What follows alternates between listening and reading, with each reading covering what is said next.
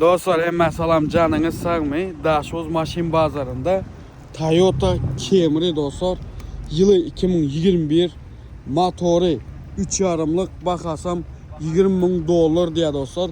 Admin Prada bilen üstünün pulum nağıt diye dostlar. Deyimi da yok, radnoy kraska diye dostlar. Yine özüm sport TRD dostlar. Katıqım yağdayda Camry yapılar. Patolog yağdayı, sidinyalar, torpeda yağdayı, probek 8200 probekte dostlar.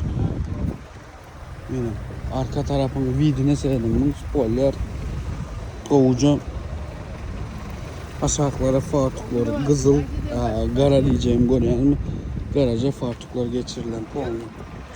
Bu maşina kızıklanyanlar aşağıda esin nomerini koyup geçecek, özünüz esi bilen canlaşıp, ılalaşıp alıp beliyeniz. Canınız sağ olsun, elmede ama bizim bilen alın.